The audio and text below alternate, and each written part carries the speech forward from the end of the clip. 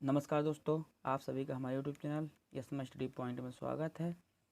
आज हम आपको इस वीडियो में ट्रायंगल के बारे में कुछ कॉन्सेप्ट बताएंगे और साथ ही साथ उस कॉन्सेप्ट से बेस एक दो क्वेश्चन कराएंगे इस वीडियो में। यह वीडियो का पार्ट 1 है। पार्ट 1 में हम कॉन्सेप्ट पर ज़्यादा फोकस करेंगे और क्वेश्चन थोड़े कम कराएंगे। पार्ट 2 जो हम लेके आएंगे, जब भी पार्ट 2 लेके आएंगे तो उस पार्ट 2 में क्वेश्चन ज़्यादा रहेंगे और कुछ थ्योरम्स रहेंगी इंपॉर्टेंट जो आज बच जाएंगी, वो हम नेक्स्ट वीडियो में कंप्लीट करा देंगे।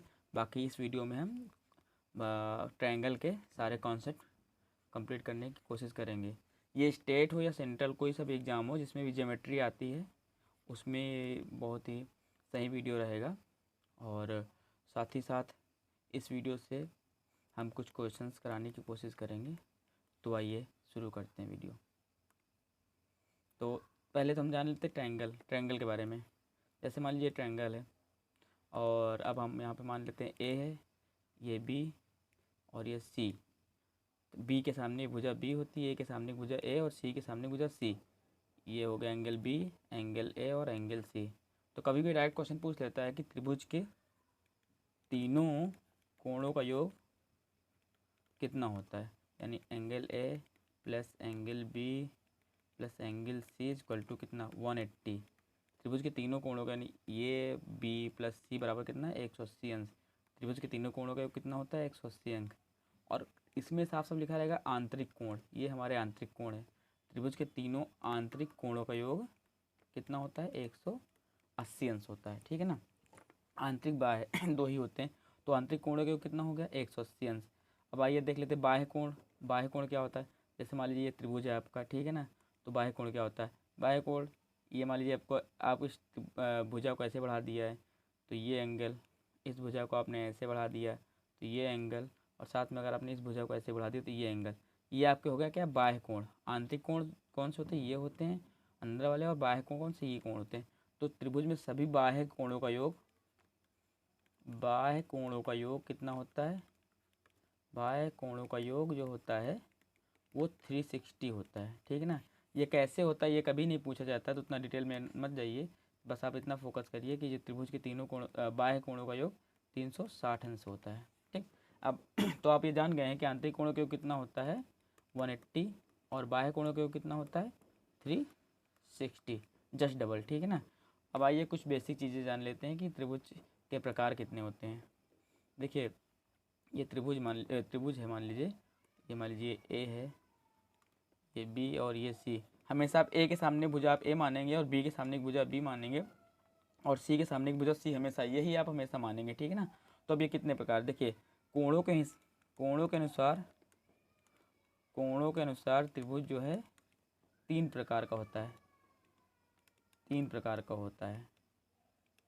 ठीक है ना। न्यून कोण, पहला हो गया न्यून कोण और दूसरा हो गया समकोण, तीसरा क्या हो गया अधिक कोण, ठीक है ना। तो न्यून कोण क्या होता है, जिसमें सबसे बड़ा कोण जो है वो 90 अंश से कम हो, यानी 90 अंश से कम अगर है तो वो न्यून कोण है। और समकोण क्या होता है, जिसमें सबसे बड़ा कोण जो 90 अंश का हो। अधिक कोण जो है जिसमें सबसे बड़ा कोण 90 अंश से अधिक हो। आइए हम इसको एग्जाम्पल समझते हैं कि न्यून कोण और समकोण और अधिक कोण, ये हमने तीन त्रिभुज बना लिए हैं, ठीक है ना। अब इसमें जानते हैं कि न्यून कोण, अधिक कोण, समकोण क्या होता है। तो अगर मान लीजिए ये आपका जो है 90 हो गया, अगर मान लीजिए आपका 60 हो गया और ये 40 हो गया और ये फिर कितना हो जाएगा ये 80, क्योंकि मैंने बताया है कि तीनों कोण का 180 होना चाहिए। तो 60 प्लस 40 100 प्लस 80 180। तो इसमें सबसे बड़ा कोण कितना है 80, 80 90 से कम है ना, तो इसका मतलब ये त्रिभुज कौन सा हुआ न्यून कोण, ठीक। वहीं अगर मान लीजिए कि ये 120 हो गया और ये 30 हो गया और ये भी 30 हो गया, तो ये इसमें सबसे बड़ा कोण कौन सा है, ये 120 है। तो 120 90 से अधिक है, इसका मतलब ये कौन सा त्रिभुज हो गया अधिक कोण हो गया, अधिक कोण त्रिभुज। ये पूछता है कि थ्योरी की कौन सा त्रिभुज समकोण है या अधिक कोण होगा या न्यून कोण होगा, तो उसमें ये काम होता है। तो मान लीजिए ऐसे त्रिभुज है कोई, ये आपका हो गया 90, ये 40 हो गया मान लीजिए, तो ये हो जाएगा आपका 50। तो इसमें 90 अंश आ गया पहला बड़ा कोण, तो इसका मतलब ये कौन सा कोण हो गया समकोण त्रिभुज। तो ये अभी हम इसको डिटेल में आगे बताएंगे, पहले तो मैंने आपको रफली बता दिया है। तो आइए आप जानते हैं कि त्रिभुज बनता कैसे है। तो मान लीजिए त्रिभुज है, ठीक ना, कोई वो दे दिया आपको, मान लीजिए दे दिया 3, 5 और 6। अब बोला गया इसका त्रिभुज बनाओ, तो आप कैसे जानेंगे कि इसका त्रिभुज बनता है या नहीं बनेगा? भाई आप साइड दे दिया गया, मान लीजिए साइड 3, 5, 6 साइड दे दी गई हैं, तो अब आप इसका त्रिभुज बनता है कि नहीं बनता ये कैसे पता करेंगे? तो अब ऐसे बना के चेक नहीं करेंगे। तो आइए देखते हैं कैसे पता कैसे करते हैं। मान लीजिए ए हो गया, ये बी हो गया और ये सी। ए के सामने भुजा ए, बी के सामने भुजा बी और सी के सामने भुजा सी। देखिए त्रिभुज बनने के लिए सबसे पहली प्रॉपर्टी जो है त्रिभुज बनने की वो ये है कि त्रिभुज के कोई भी दो भुजाओं का योग, किन्हीं दो भुजाओं का योग हमेशा तीसरी से बड़ा होगा। अब चाहे ए प्लस बी बड़ा सी कर लो या B plus C is greater than A, या फिर A plus C is greater than B, ठीक है ना। त्रिभुज की कोई दो भुजाओं का योग हमेशा तीसरी से बड़ा होगा, तभी वो त्रिभुज बनना पॉसिबल है। अगर दो भुजाओं का योग तीसरी से बड़े नहीं, या मान लीजिए ए प्लस बी लेस देन सी, अगर दो भुजाओं का योग तीसरी से छोटा है तो त्रिभुज कभी भी नहीं बनेगा, पॉसिबल ही नहीं। तो इसमें देखिए दो भुजाओं का योग ले लीजिए, तो 6, 5, 11, 3 से बड़ा हाँ है, 5, 3, 8, 6 से बड़ा है बिल्कुल है, इसका मतलब इससे त्रिभुज बन जाएगा। 6, 3, 9, 5 से बड़ा बिल्कुल है, तो इसका मतलब अगर 3, 5, 6 कोई भुजा 3 दी गई हैं तो इससे त्रिभुज बनाया जाए तो त्रिभुज बनना पॉसिबल है, पॉसिबल है। मान लीजिए कोई त्रिभुज है ये, ठीक, ये कोई त्रिभुज है। अब मान लो ये ए है, ये बी है और ये सी है। ए के सामने भुजा ए, बी के सामने भुजा बी और सी के सामने भुजा सी। अब अगर ए मान लीजिए सी सबसे बड़ा है, सी सबसे बड़ा है, ठीक है ना, तो ए स्क्वायर प्लस बी स्क्वायर अगर इक्वल टू सी स्क्वायर है तो मतलब ये त्रिभुज कैसा होगा, समकोण होगा, ठीक है। और अगर A square plus B square is greater than C square तो ये कैसा होगा, ये न्यून कोण होगा, ठीक। अब यहीं पे करेंगे A square plus B square is less than C square तो क्या होगा, अधिक कोण होगा,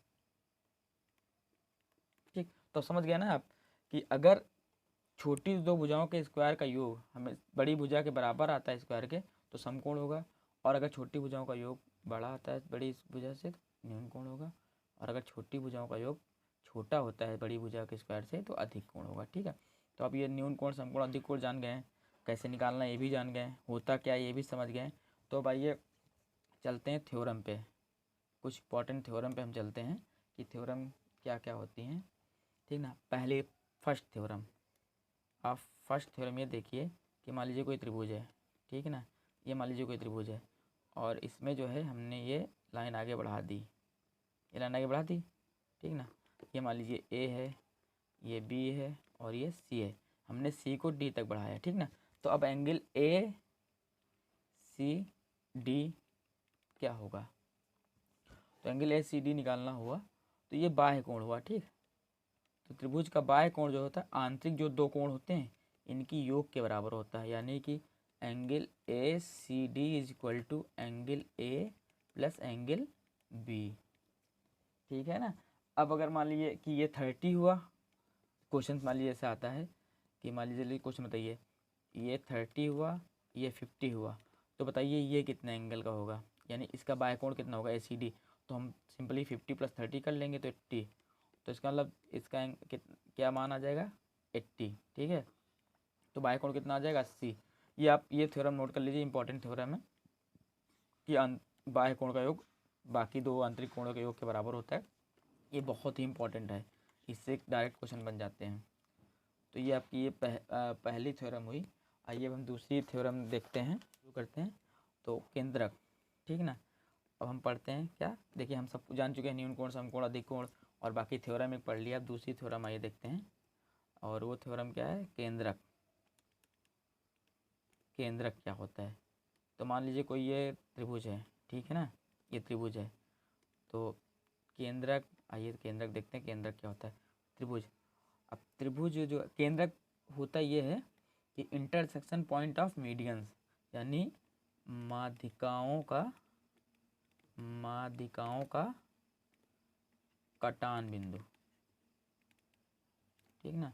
माध्यिकाएं जहाँ काटेंगी एक दूसरे को वो कटान बिंदु होगा, माध्यिकाओं का कटान बिंदु, ठीक ना। ये मान लीजिए कोई माध्यिका है ए, ये माध्यिका हुई और ये माध्यिका हुई, ठीक ना। तो अब तो केंद्र क्या होगा, ये मान लीजिए ए है, ये बी है, ये सी है। अब सी से डी पे डाला गया माध्यिका, बी ई माध्यिका हो गई और ए एफ माध्यिका, ठीक है। ए एफ सी डी और बी ई ये माध्यिकाएँ हैं, तो इनका जो बिंदु है ये केंद्रक होता, ठीक ना। इसको जी से डिनोट करते हैं हमेशा। केंद्र मतलब सेंट्रॉइड होता है, सेंट्रॉइड, ठीक है। केंद्रक ये हो जाएगा आपका जी। तो अब देखते हैं केंद्र के बारे में क्या होता है। तो जो इसका रेशियो होता है ना, मान लीजिए कि ए एफ की वैल्यू दे दिया इन्होंने, कह दिया ए एफ, बताइए ए एफ मान लीजिए 9 है, A F is equal to 9। तो बताइए ए जी की वैल्यू, बताइए ए जी की वैल्यू।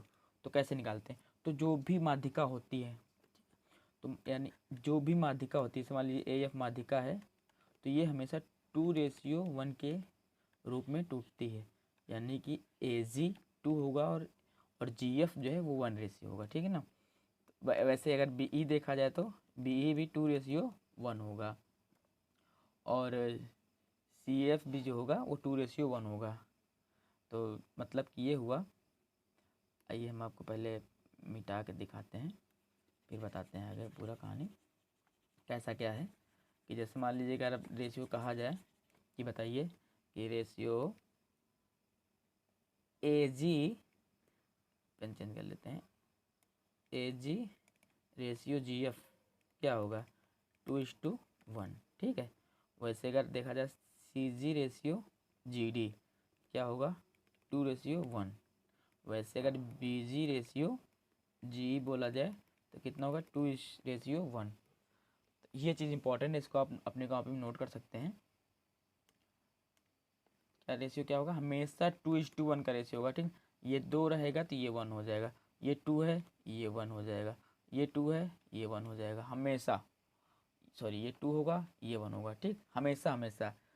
तो अगर केंद्रक दिया गया है, अगर बोला जाए कि जी एक केंद्र है, केंद्रक है, तो बताइए कि ए जी रेशियो जी एफ कितना होगा, तो हमेशा 2:1 होगा, ठीक ना। ये पहली प्रॉपर्टी थी। पहली प्रॉपर्टी क्या थी, केंद्रक।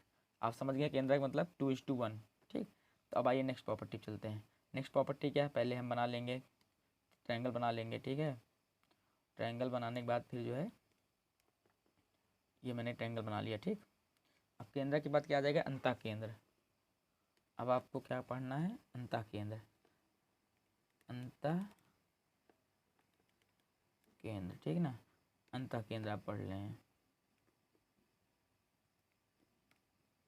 अंतः केंद्र। अंतः केंद्र को इंग्लिश में क्या बोलते हैं, अंतः केंद्र को इंग्लिश में बोलते हैं इन सेंटर, ठीक ना, इन सेंटर, ठीक। अंतः केंद्र, अंतः केंद्र क्या होता है, intersection point of internal angle bisector, यानी कि आंतरिक समकोण द्विभाजक का कटान बिंदु, ठीक ना। आंतरिक समकोण द्विभाजक मतलब क्या होता है, जैसे मान लीजिए अगर आपने ये ए मान लिया, ये बी, ये सी, ठीक है। तो अब आइए देखते हैं आंतरिक आंतरिक कोण बिंदु क्या होता है। तो मान लीजिए ये आपका ये हो गया, दूसरा ये, तीसरा ये, ठीक है। तो ये मान लीजिए वही ए, ये सी डी हो गया, ये सी डी हो गया, ये बी ई हो गया और ए एफ, ठीक। ये क्या है, ये आंतरिक कोण समद्विभाजक, अगर एंगल बाइसेक्टर, ठीक है, ये आधा आधा कर रहा है, यानी कि अगर ये भी एंगल को हाफ हाफ पार्ट में डिवाइड कर रहा है, समद्विभाजक है, इसको बोलते हैं एंगल बाइसेक्टर, नहीं समद्विभाजक, कोण समद्विभाजक, कोण समद्विभाजक।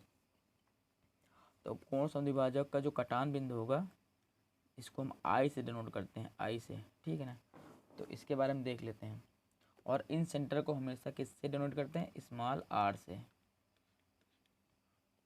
तो हम क्या जान रहे हैं कि अंतः केंद्र क्या होता है, intersection point of internal angle, ठीक ना, आंतरिक कोण समद्विभाजक का कटान बिंदु, आंतरिक कोण समद्विभाजक का कटान बिंदु, ठीक है ना। इसका जो कटान बिंदु होगा ये होगा इन सेंटर, ठीक, स्मॉल आर बराबर क्या होता है, डेल्टा बाई एस। डेल्टा क्या होगा, त्रिभुज का क्षेत्रफल, और एस क्या होता है, अर्ध परिमाप। हम बताते हैं आपको अर्ध परिमाप क्या होता है, ठीक ना। एस क्या होता है, अर्ध परिमाप, और डेल्टा क्या होता है, त्रिभुज का क्षेत्रफल। परिमाप क्या होता है, परिमाप होता है, परिमाप जो होता है वो होता है पेरीमीटर, इसको बोलते हैं। परिमाप जो है वो तीनों भुजाओं का योग होता है। तो अर्ध परिमाप क्या होगा, तीनों भुजाओं का योग। अर्ध परिमाप क्या होगा, तीनों भुजाओं का योग बटे 2। ठीक, तो अर्ध परिमाप देख लिया ना अपने। अर्ध परिमाप क्या होता है, अर्ध परिमाप होता है तीनों भुजाओं का योग बटे 2, और डेल्टा मतलब त्रिभुज का क्षेत्रफल। तो वो त्रिभुज का क्षेत्रफल निकालना भी हम आपको आगे बताएंगे कि हाफ बेस इंटू हाइट, ठीक ना। तो ये हो गया। अब अगर आपसे बोला जाए कि ये एंगल बताओ, यानी BIC बताओ, एंगल। अब देखिए ये आपने ये नोट कर लिया ना, ये आप नोट कर लिए हैं, तो अब आगे देखिए कि वो एंगल देखेंगे। अभी आपने वो देख लिया है कि इन सेंटर कैसे निकालते हैं, अब आप एंगल निकालना सीखिए। एंगल BIC, एंगल BIC कितना है, एंगल BIC जो होता है, एंगल BIC जो होगा, एंगल BIC 90 + a/2, 90 + a/2। मतलब अगर आपको एंगल ये निकालना है, एंगल निकालना है, तो 90 में से इसका आधा, 90 में से सामने जो कोण दिख रहा है, 90 में इसके सामने वाले कोण का आधा जोड़ देंगे तो ये BIC निकल जाएगा।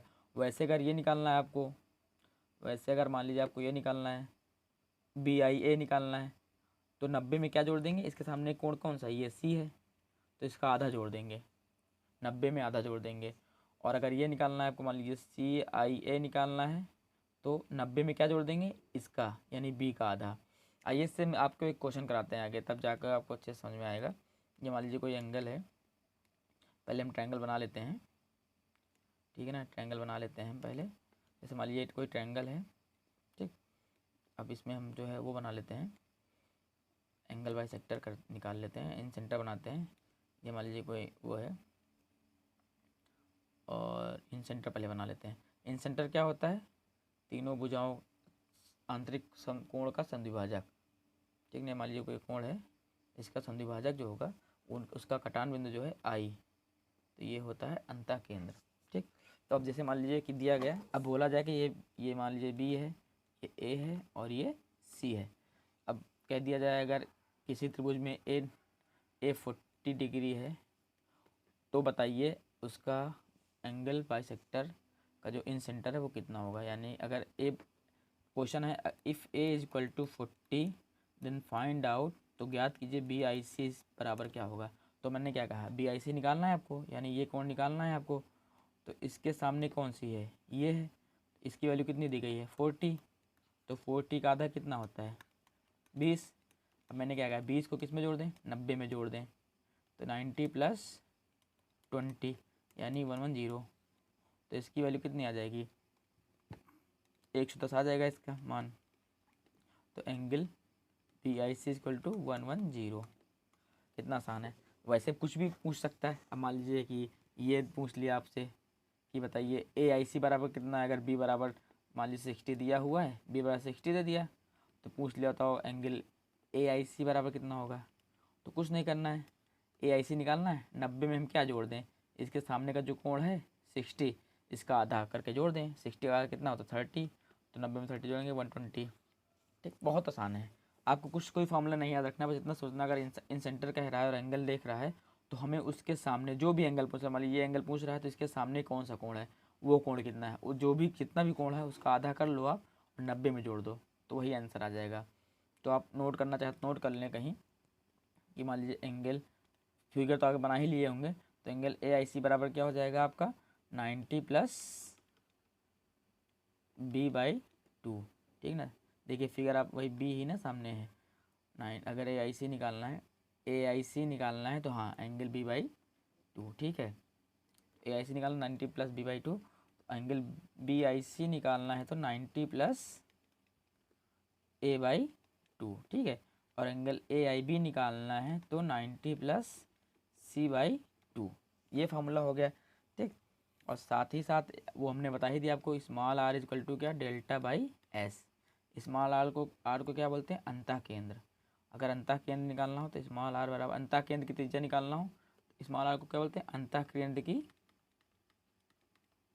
त्रिज्या।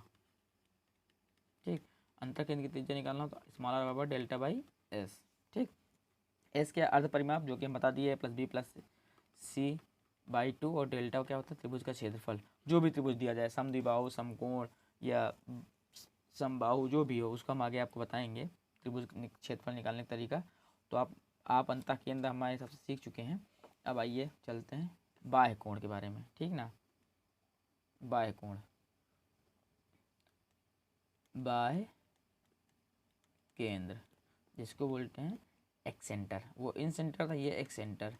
इससे भी कभी कभी क्वेश्चन पूछ लेते हैं, ये एक्सेंटर। ठीक ना, इसको हम डोनेट किससे करते हैं, R1 से डोनेट कर देते हैं। तो मान लीजिए कोई त्रिभुज है, जैसे मान लीजिए कोई त्रिभुज बनाते हैं अभी हम पहले। ये मान लीजिए त्रिभुज है, ठीक ना, ये त्रिभुज हो गया। अब इसको जो है मैं आगे तक बढ़ा दिया हूँ। ये मान लीजिए ये भुजा यहाँ तक बढ़ गई और ये भुजा यहाँ तक बढ़ गई। ठीक है, हालांकि ये ज़्यादा इंपॉर्टेंट नहीं, लेकिन फिर भी सीख लीजिए। ये भुजा यहाँ तक बढ़ गई और ये भुजा यहाँ तक बढ़ गई। तो ये इसका है, मैंने क्या कहा है कि एंगल बाइसेक्टर। ये मान लीजिए एंगल बाइसेक्टर है। ये मान लीजिए ए बी सी डी और ये ई, तो ये एंगल बाइसेक्टर है। मान लीजिए बी ओ, और ये कोई सी एम एंगल बाइसेक्टर। ये कहाँ मिलेगा, ये मान लीजिए मिल रहा है एक्स पे। ठीक, तो इसमें कुछ करना नहीं है। इसमें क्या, उसमें क्या करना था, अंतः केंद्र में क्या किया हम लोगों ने, 90 में सामने वाले का आधा करके जोड़ दिया है। इसमें कुछ नहीं करना है, इसमें जो भी निकालना है उसको 90 में उसके सामने वाले कोण को आधा घटा देना है। ठीक है ना, इसमें बस माइनस कर देना है और कुछ नहीं करना है। यानी R1 अगर निकालना है आपको, मान लीजिए इसका BXC का निकालना है, BXC का निकालना है हमें, एंगल BXC निकालना है।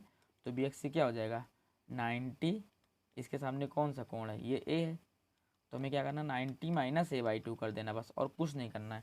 उसमें जो हम प्लस कर रहे थे बाह्य कोण में सिर्फ माइनस कर देंगे और कुछ नहीं करना है, बस बाकी सारा कुछ वैसे रहेगा।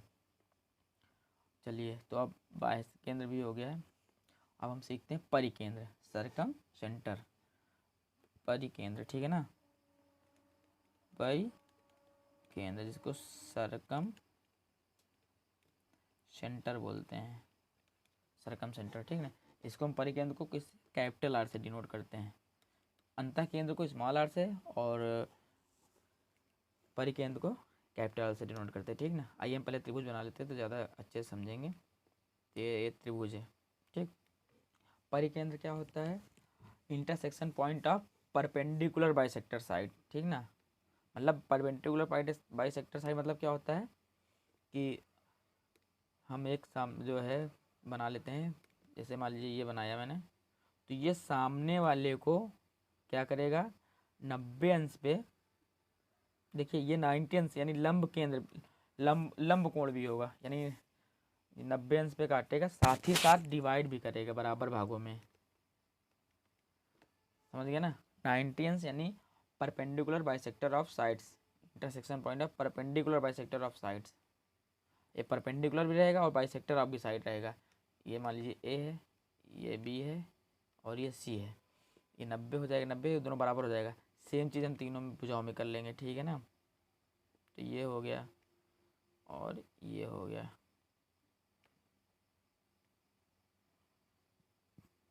तो ये जो बीच में पॉइंट बन रहा है, इस पॉइंट को हम किससे डोनेट करते हैं, सी से। ठीक है ना, पर केंद्र को हम सी से डोनेट करते हैं। ये जो पॉइंट है ये सी से डोनेट करते हैं। तो आप समझ गए होंगे कि परिकेंद्र क्या होता है, intersection point of perpendicular, intersection point of perpendicular bisector of sides, bisector of sides. ठीक है ना, मतलब लंब कोण साथ में समद्विभाजित भुजा का कटान बिंदु, का कटान बिंदु। बस इतना समझिए, ये तो मैंने थ्योरेटिकली लिखवा दिया, बाकी आप इतना समझ लीजिए सामने वाले 90 अंश पे और साथ ही साथ दोनों भुजाओं को बराबर, मतलब भुजा को बराबर भागों में डिवाइड करती है। ठीक, तो ये मान लीजिए कि ये कुछ भी मान लीजिए, ये मान लीजिए कि CD BE और AF। ठीक, तो ये आपका हो गया थ्योरी।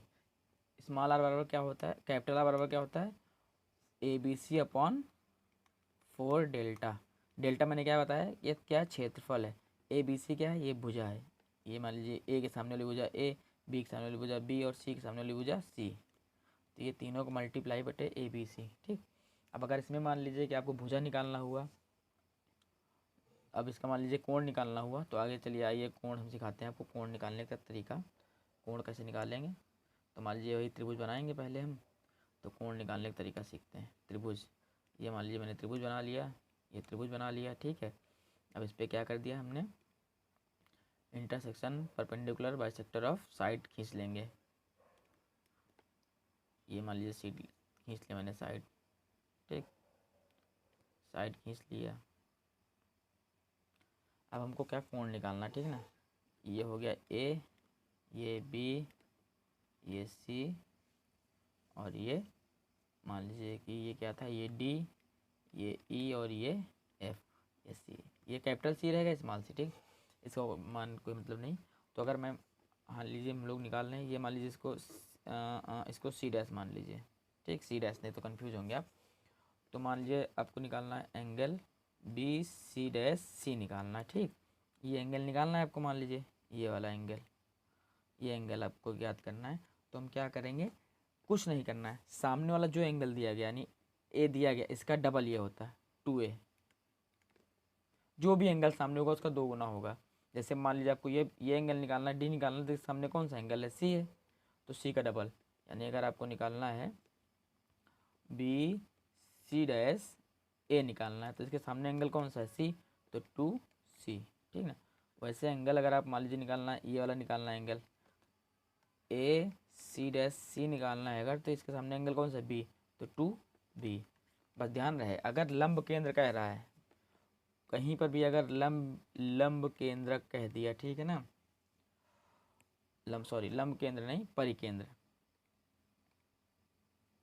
अगर परिकेंद्र कह दिया, लंब केंद्र नहीं परिकेंद्र, अगर कहीं पर भी परिकेंद्र कह दिया, परिकेंद्र कह दिया, तो इतना समझ लीजिए कि जो भी पूछ रहा है, यानी ये पूछ रहा है तो इसके सामने कौन सा कोण A, उसका 2 गुना हो जाएगा। ये 2 गुना होता है, सामने वाले कोण का हमेशा 2 गुना जो होता है वो परिकेंद्र होता है। ठीक है, तो आई थिंक समझ गए होंगे। बस अब एक ही चीज़ बचा है, वो आपका लंब केंद्र बचा है।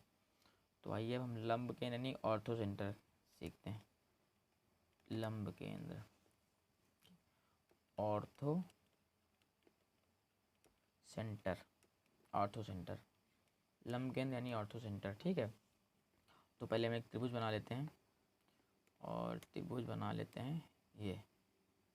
देखिए लंब केंद्र क्या होता है, इंटरसेक्शन पॉइंट ऑफ एल्टीट्यूड। ठीक है, मतलब कि ये जो है, ये एल्टीट्यूड है। देखिए लॉन्गिट्यूड एल्टीट्यूड 2 होते हैं, तो ये एल्टीट्यूड है, इसका जो है इंटरसेक्शन पॉइंट, ये 3। ये गलत बन गया, ऐसे बनाता हूँ।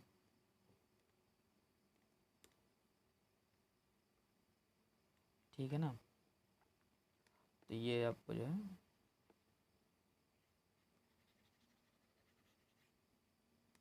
इंटरसेक्शन पॉइंट ऑफ एल्टीट्यूड, फिर से बनाते हैं। ये मान लीजिए मैंने बना दिया त्रिभुज। ठीक है, अब इसमें इंटरसेक्शन पॉइंट ऑफ एल्टीट्यूड बनाते हैं।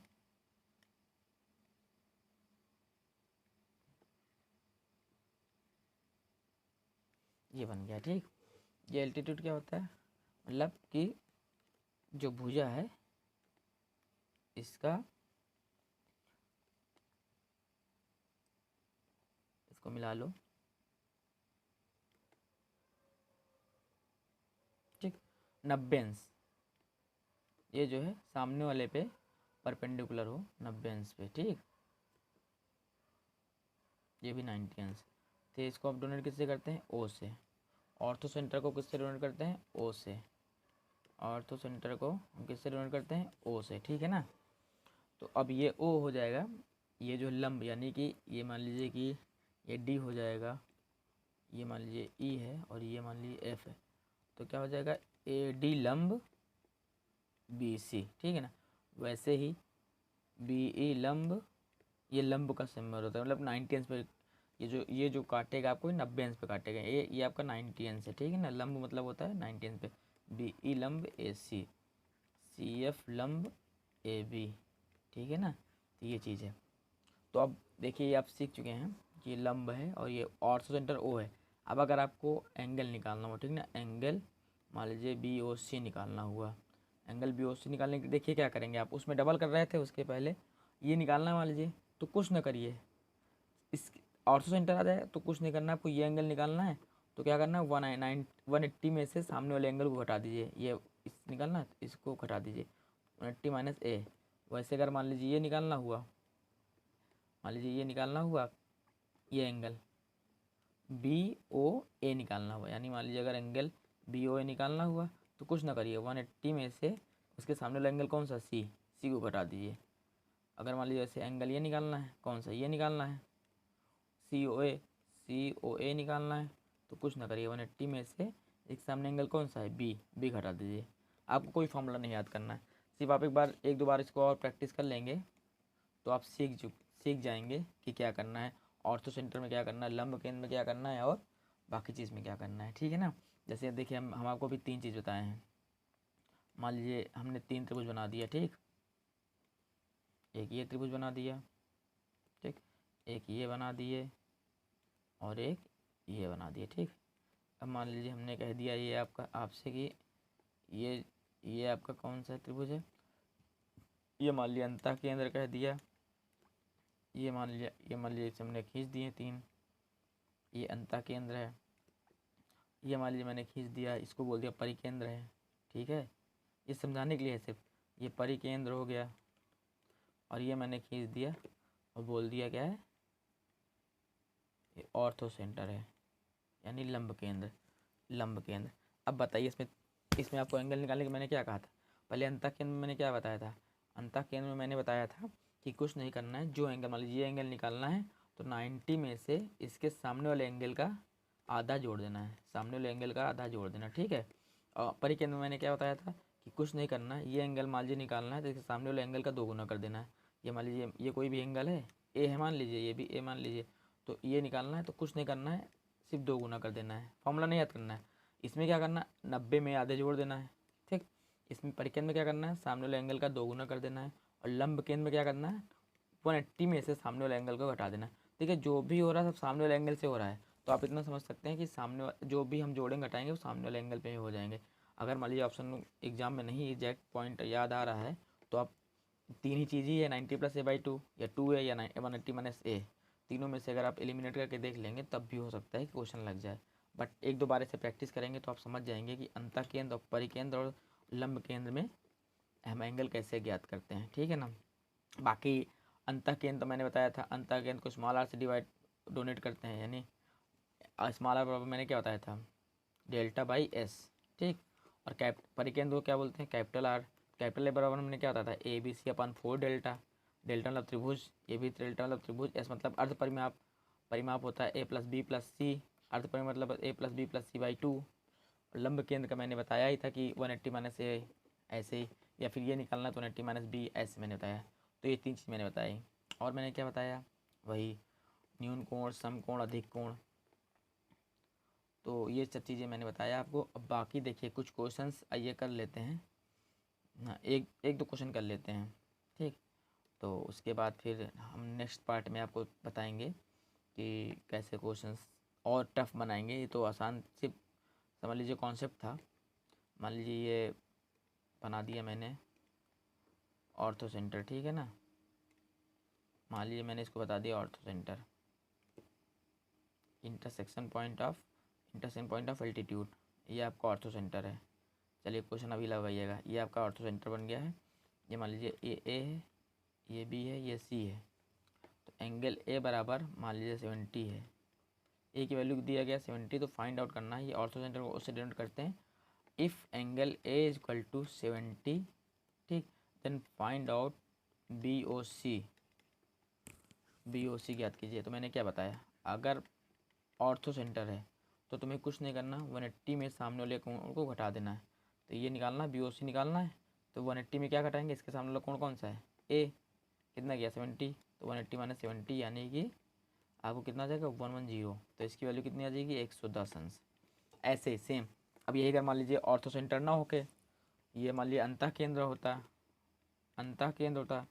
तो क्या करते हैं, अंतः केंद्र मतलब स्मॉल आर मैंने क्या बताया था, डेल्टा अपॉन एस। डेल्टा मतलब त्रिभुज का क्षेत्रफल, एस मतलब होता है अर्धपरिमाप, मतलब होता है A+B+C। तो ये मैंने बताया था। और अंतः केंद्र में कोण निकालने के लिए मैंने क्या बताया था, कुछ नहीं करना है आपको, 90 प्लस इसके सामने वाला जो कोण है उसका आधा, तो 70/2, ये कर देते हैं 125 आ जाएगा, ठीक ना। वैसे अगर परिकेंद्र होता, मान लीजिए ये ओ ना दे के अंतः केंद्र ना दे के परिकेंद्र हो जाता, तो परिकेंद्र में क्या करना था आपको, कुछ नहीं करना था, इस BOC निकालना है। तो इसके सामने आपको देख लेना है कि इसके सामने कौन सा कोण है, ए है। इसको 2 गुना, परिकेंद्र में मैंने क्या कहा था 2 गुना करना, 2a, 70 दूना 140, तो 140 आ जाता है। देखिए मैंने एक ही फिगर से एक ही क्वेश्चन लिया और तीनों टाइप कुछ बता दिया। अब मुझे नहीं लगता कि आप लोग को अंतः केंद्र, परिकेंद्र और केंद्रक में कुछ दिक्कत होगी।